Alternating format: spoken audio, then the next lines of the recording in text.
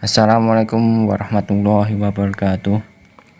Perkenalkan, nama saya Habib Nur Pratama, bisa disebut Habib. Saya dari Fakultas Ilmu Hukum dari Universitas Islam Badik Surakarta.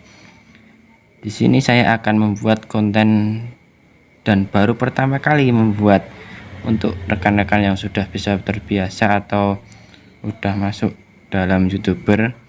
Ini mungkin bisa menambahkan jika masih ada salah kata dalam video ini. Oke, di video ini saya akan masuk dalam HKI, Hukum Kekayaan Intelektual, dan saya akan menjelaskan tentang hak atas merek sepengetahuan saya saja.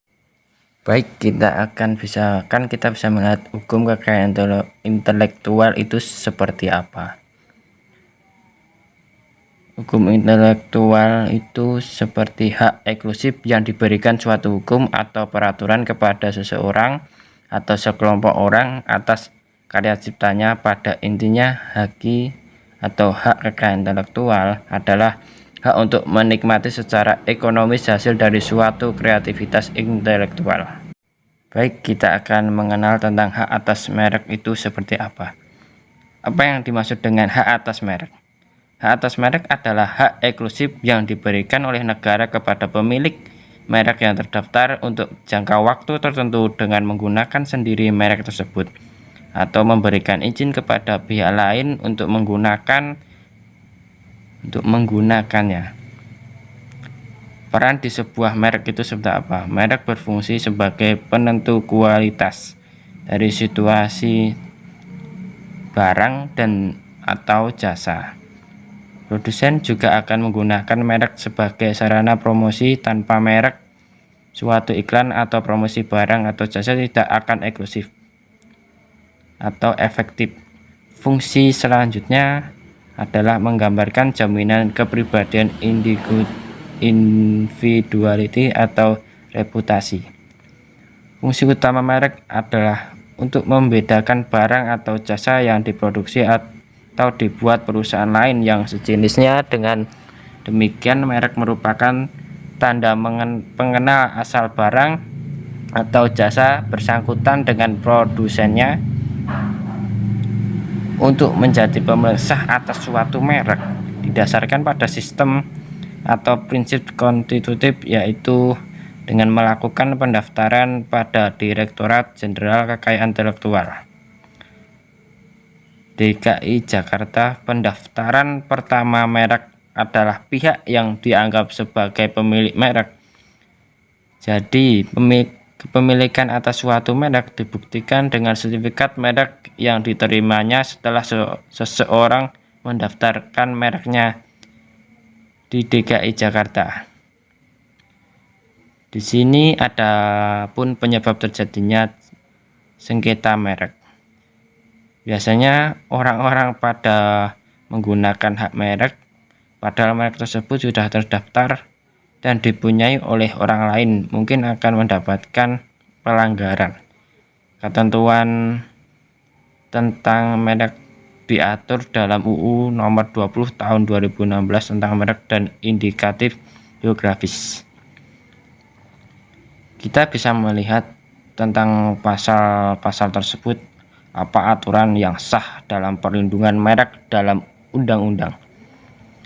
Pasal 35 Undang-Undang Nomor 20 Tahun 2016 menyebutkan bahwa merek terdaftar mendapat perlindungan hukum untuk jangka waktu 10 tahun sejak tanggal penerimaan, dan jangka waktu perlindungan itu dapat diperpanjang dengan jangka waktu yang sama. Bagaimana sih upaya mendapatkan merek baru? Untuk mendapatkan perlindungan merek di Indonesia, maka sang pemilik merek harus mengajukan permohonan merek di Indonesia. Namun, dengan didaftarkannya suatu merek di Indonesia, tidak serta-merta merek tersebut mendapatkan perlindungan hukum atas mereknya di negara lain.